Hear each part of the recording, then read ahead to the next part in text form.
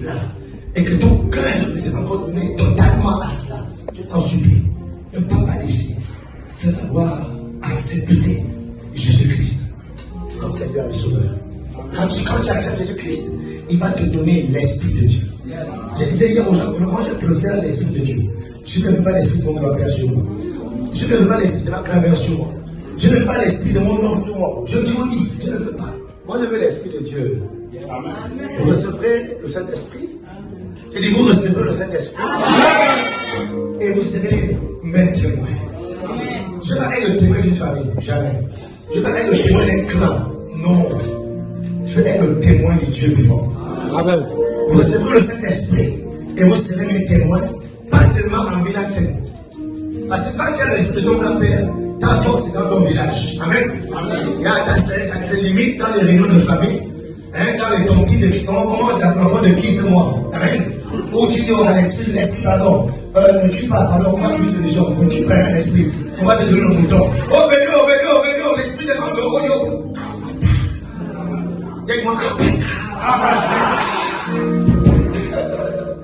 Ah, il y a pas d'eau.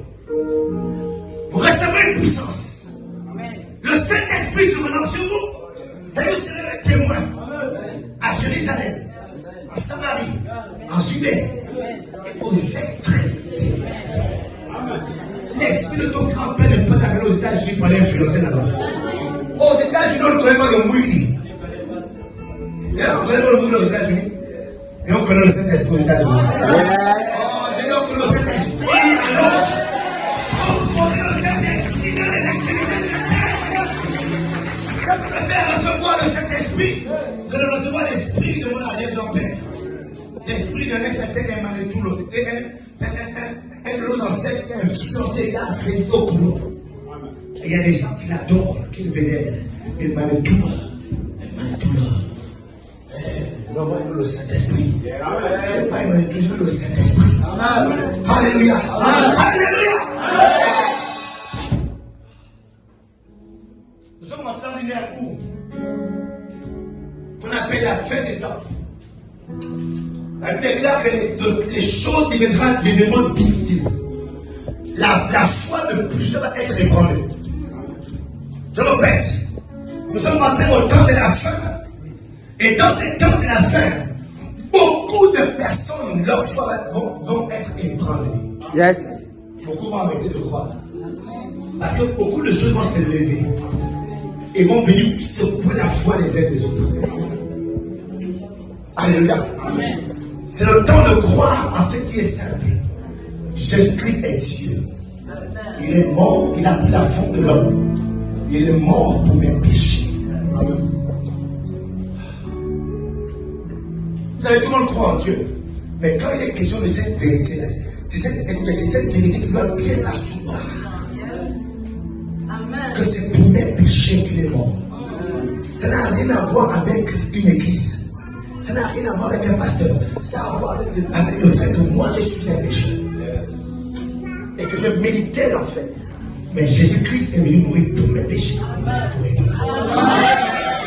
Il est venu restaurer ton âme. Il peut te ramener comme c'était au commencement. Au commencement, c'est avant que tu ne sois dans le ventre de ta mère. Il y a une destinée qui est déjà inscrite dans ton esprit. Tout peut devenir comme c'était au commencement. Alléluia. Qui veut ce matin apprécier c'est Jésus-Christ qui est venu pour nous. Il n'est pas venu pour nous condamner, mais il est venu pour nous sauver. Si tu l'apprécies, fais comme ça la vie. Jésus, je t'aime. I love you, Jesus. Jésus, je t'aime. I love you, Jesus. C'est le seul fille que tu l'aimes. Il ne va pas t'abuser. Il ne va pas abuser de toi. Alléluia. Yes. Si tu dis un homme, je t'aime. Il dit, oh mon Dieu, je t'aime, bébé. No, man. Et on connaît. On connaît que tu passes la 20e personne qui dit bébé. Je t'aime, bébé. Le mec dit je t'aime là et qui voit l'autre. C'est l'autre qui voit là ton visage. Je t'aime, bébé. C'est pas toi, mais c'est l'autre qui a dit je t'aime. Alléluia. Mais la Bible dit quoi? Quand nous sommes des pécheurs mauvais, c'est là que Dieu nous aime. Dieu prouve son amour envers nous. Lorsque nous étions encore des pécheurs, Jésus-Christ est mort pour nous. Et nous sommes là ce matin, malgré ce qu'on a fait, que personne n'a vu, nous sommes là, heureusement. Oh, merci Seigneur pour ton amour. tu vas venir pour le condamner. Oh, quand le mec a parlé hier, il dit un bonbon, il l'a mené en prison. Seigneur. Moi, je partais la première à Pierre Corneille, qui connaît le lycée Pierre Corneille, qui est là en face de Yo. Moi, je ne partais pas à l'école avec des cahiers dans le sac. Je partais à l'école avec les joints dans le sac. J'ai peut-être 100 joints de 1000 francs dans le sac. Et quand je suis en salle, toute la salle sent le champ. Bien. Bien. Mais le mec a aussi fini le champion, je ne sais pas. Et il a dit que lui, quand il est arrivé en voyage, il part en voyage dans le bus. Il est le seul qu'on a contrôlé dans le bus. Et le policier ne contrôle pas, c'est non, foutre tes poches. Tout son monde dans le bus, il y a comment que tu appelles. Et ensuite, il me dit fouille les poches. Et c'est dans la poche là qu'il avait aussi le gros. Pourquoi moi j'ai monté dans les taxis avec le chambre? J'ai resté dans la salle de classe dans toute la journée. Vous savez que le chambre restait, j'arrive à l'école à 7h30, à 9h tout est fini aussi. Je partais à la prison. Je partais acheter les cuisses. Lui c'était le grossiste. Nous on était les détaillants. J'achetais les cuisses. Je mettais dans les sacs. On pouvait arrêter.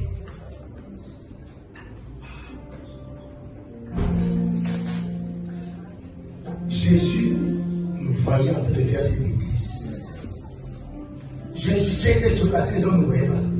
Mais Jésus comprenait. Je ne sais pas ce que tu fais, mais Jésus te voit. Amen. Et bien qu'il te voie, il te condamne pas. Il veut te sauver. Est-ce qu'on est ensemble? Amen. J'ai dit, il veut te sauver. Peu importe ce que tu fais. Combien de jeunes filles ont avorté? Écoutez, avorter, c'est tuer quelqu'un. Est-ce que vous comprenez ça? Dès que tu avortes, tu as tué un être humain. C'est un meurtre. Il y a des gens qui sont des spécialistes en avortement. Il y a des femmes ici, elles connaissent les techniques pour avorter. Elles donnent ça aux jeunes filles qui avortent. On apporte de leur dit merci. Oh, merci la grande. La grande qui fait avorter les enfants. Merci la grande. Tiens, tu as 10 000. Merci la grande. Et puis tu vois, là, c'est pour aller faire les make-up et puis. Mais malgré ça, tu te vois. Quand personne ne te voit. Souvent, les enfants, là, quand ils vont essayer, ça ne marche pas, ils meurent même. Yes. Oui, et bien, c'est la bonne, ça va marcher. Et le bébé et elle sont bons. Mais c'est toi qui as dit qu'il va faire. T'as mon Dieu pour faire. Mais c'est que toi et ta conscience qui sachez que non, cet enfant-là, c'est moi qui viens de le tuer. Si on t'a attrapé, même si les parents savent que c'est toi qui as fait ça, et ta maison, on le met devenu brûler ta maison. Donc, personne ne t'a vu, mais Jésus t'a vu. Il ne te condamne pas. Au contraire, il court vers toi, c'est pour te sauver. Car le Fils de l'homme n'est pas venu dans le monde pour condamner le monde, mais pour que le monde soit sauvé par lui. Yes. Heureusement, il n'est pas venu pour nous condamner. Alléluia. Heureusement. Combien ici ont contribué à la destruction des foyers? Combien ici ont contribué à la destruction des destinées? Comme je vendais la drogue à l'époque. Comme je fumais la drogue. Combien de jeunes qui disaient la vie était déroutée parce que je l'ai vendu d'un joint? Combien? Waouh! Combien sont les vendeurs de cailloux? C'est comme samedi. Sinon, vendredi soir, je suis allé à un décès. Vers la bibliothèque là-bas. Tout ce qui est drogue, transaction, comportement, je connais. Parce que je fume. Amen. Donc je partais, et je prenais une piste. Et je étais là, bien allié comme ça. Et je prenais des transactions, des cailloux, des journaux. Il y a exactement. Et j'ai dit, wow, c'est de ça que Dieu m'a délivré. Et j'ai dit merci. Un jour, lui aussi, je ne le connais pas. Lui aussi, un jour. C'est pourquoi moi, les janvier ne font pas peur. Quand moi, janvier, je disais. Un jour, avec Gasol, il est allé rendre visite à un bassin. Et deux Français étaient en plein après-midi dans un pointet. Nous sommes appelés ça le pointet. Bon, je sais pas si il a changé de nom parce que ça s'est mis à jour à chaque fois. Il était un peu il disait à deux. Il nous regardait. Il dit, oh les gars, c'est bon? Il dit, ah, ça va? Oui, ça va. Amen. Est-ce que tu comprends ça? Tu comprends que le diable ne doit pas te mentir. Il te dit que tu es indigne de Dieu. Tu es indigne de l'église de Dieu. Non. Ne laisse plus le diable te mentir. Elle lui déclare que ainsi donc il n'y a plus, Romains chapitre 8, verset 1, il n'y a plus de condamnation pour ceux qui sont en Jésus-Christ. Dès que tu viens en Jésus-Christ, toute la condamnation disparaît. Tous tes péchés sont dépouillés. Regarde, moi je connais ça. Il y a ton voisin, le pasteur est déjà saint. Alléluia. Aujourd'hui, c'est le jour du salut. N'attends pas demain. Si tu entends cette voix, il ne faut pas endosser ton cœur. Laisse Jésus-Christ rentrer dans ta vie. Elle déclare qu'il va faire sa maison dans ton cœur. Que nous mangeons sur nos alléluia. Et on oublie qu'on est nous-mêmes. On mérite d'être tapé. N'est-ce pas? Amen. Oh, un jour, il y a une jeune fille qui est enceinte. Et son père s'est fâché. Oh! Il dit, moi je dis, tu avais oublié. La femme que tu as là, c'est qui ta femme aujourd'hui là, avec qui tu as fait l'enfant là. La fille elle avait 14 ans quand tu l'as déviergée. Ça a été un problème dans la famille. Maintenant là tu es tapé dans le jour pourquoi? Est-ce qu'on a tapé quand tu avais cet enfant d'autrui? Est-ce que vous voyez? Donc facilement nous on oublie ce qu'on fait. Parce qu'on ne nous voit pas, on paraissait devant les gens. Alléluia. C'est pourquoi j'ai dit, tout le monde ici a quelque chose. Donc, la sanction, c'est la mort. Il est où? Il est là. Ah, il avait un témoignage hier. Comment avec toi, Caillou, donc, on fait un témoignage, ça veut dire que tu as fait toutes ces choses. C'est trop bête, si tu fais un témoignage, après, tu as fait le Caillou dans la bouche. Avec ça, c'est surtout dans la scène de salon. Il avait 3 cailloux, 3 bonbons, 3 comolos dans la bouche. On l'a arrêté, on l'a mis au poste, une longue histoire. Et Dieu l'a sauvé de ça. Mais moi, dans l'histoire, il y a une chose que j'ai vécue, c'est que il y a des gens qui avaient les bonbons de chambre, un bonbon dans le chambre dans sa poche, il est parti, on l'a amené au tribunal, on l'a amené en prison. Vous qui ne connaissez pas, vous les savez. Le bonbon de chambre, c'est le petit un peu, c'est 200 points, c'est pas trop ça. Ils sont augmentés, je ne sais pas. Mais à notre époque, le champ, c'était 200 francs. C'est juste un petit truc comme ça là. Mais à cause d'un petit truc, le gars est parti en prison. Toi-même, tu sais déjà, tu fais plus que ça. Toi, tu sais déjà, tu fais au moins 4 avant, tu en 5. Mais tu as encore dehors. Toi, tu sais déjà, détruire un foyer, après de toi, il y a un foyer qui est gaspillé. Mais tu es encore dehors. Toi, tu sais déjà, là, manger, là, remplir son pont. Mais tu es encore là. Pourquoi? Parce que tant que tu vas attraper, tu vas rester. Et quand j'ai écouté l'histoire, j'ai dit, wow, ça veut dire que moi je serais, tu dois être en prison de moi. Parce que moi je ne connais pas les bonbons, je vendais les cuisses de champ. Une cuisse de champ, c'est quoi? Je vous explique. C'est le papier ciment là. On emballe ces petits comme ça là. Paquet comme ça. On emballe ça. C'est moi j'ai vendu, j'ai amené sur moi. On découpait en bonbons, en joint et en blanc joint. Ça veut dire que si on m'avait attrapé à cette époque, si la justice des hommes, la police m'avait attrapé, je serais en prison. Est-ce que vous comprenez ça? Mais ce qui est choquant, c'est vrai, les hommes m'ont attrapé, c'est vrai sur les mains. Et gloire à Dieu, je suis libre. Aujourd'hui, je suis mon pasteur. Sinon, je ne serai pas votre pasteur, je serai en prison. N'est-ce pas, non? Yes. Mais ce qui est intéressant, c'est que pendant que les hommes ne me voyaient pas, Dieu me voyait. Mais Dieu me voyait. Dieu n'a pas dépêché la police pour venir m'attraper. Mais il a dépêché son fils pour venir me sauver.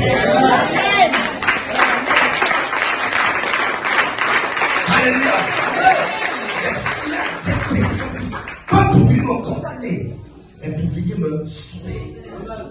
Et lorsqu'on parle de sauver quelqu'un, normalement on sauve quelqu'un d'un mal ou d'un danger.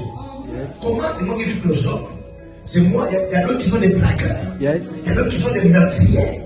Comment on va sauver un meurtrier alors que celui qui fait du mal aux autres? Alléluia. Amen. Vous savez, la Bible dit que l'homme regarde à ce qu'il frappe. Le jugement de l'homme, c'est limite à ce qu'il voit. Est-ce que vous comprenez? L'homme, c'est limite à ce qu'il voit. Il te voit faire maintenant et il te juge sur la manière de ce qu'il a pu faire maintenant. L'homme ne connaît pas ton passé. L'homme ne connaît pas ton avenir. Il ne sait pas ce qui s'est passé il y a 4 ans. Quand tu avais 10 ans. Quand tu avais 12 ans.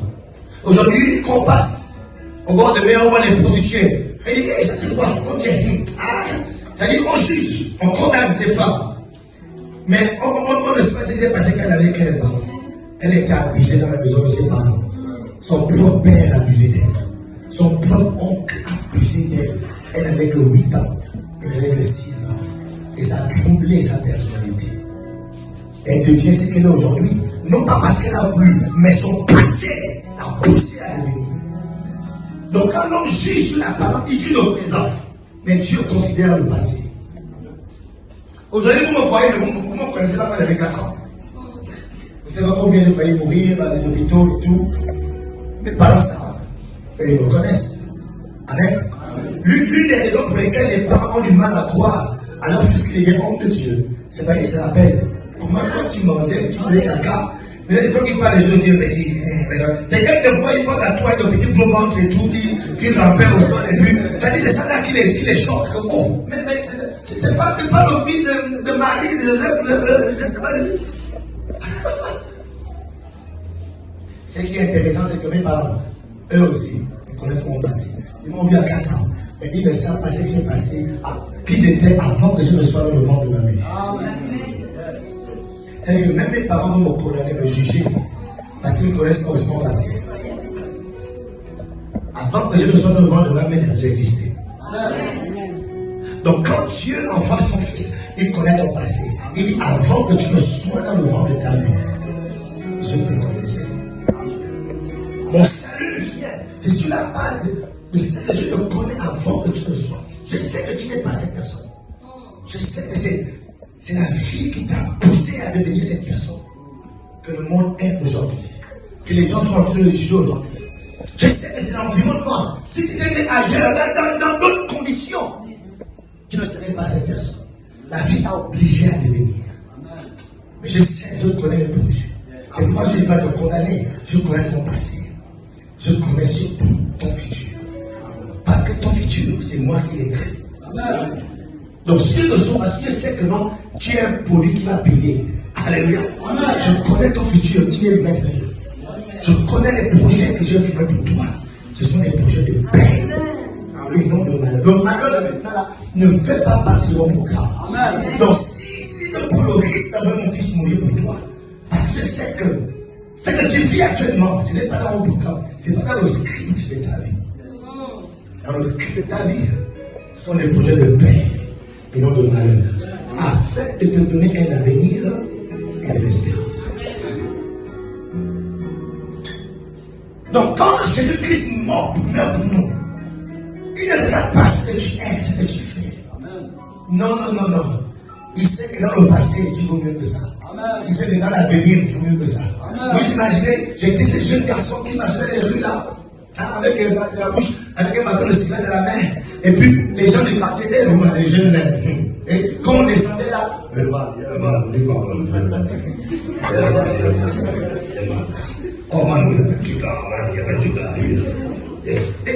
les gens disaient, regardez ces jeunes-là. Et oui, les adultes disaient ça, non. Il y a la, est-ce que la justice est là? C'était power. Alléluia. On a dit aux jeunes de écouter, votre jeunesse, ce n'est pas pour faire des expériences du genre. Votre jeunesse, c'est pour recevoir la puissance de Dieu, pour recevoir la vie de Dieu, pour recevoir la force de Dieu, afin d'impacter votre génération. Et là, ça dit, les gens, quand ils font de ça, je me rappelle, il y avait des fois, c'était, on battait ce qu'on appelait, on faisait ce qu'on appelle la royaume. Qui les c'est pas la parole. La croyance, parce que quand on voit une voiture traîner quelque part abandonnée, on monte dans la voiture. 3 personnes derrière, 2 devant. Chacun a eu un joint. C'est-à-dire, la fumée, on fume, et la fumée là, vraiment là. Après, on est Snoop Dogg.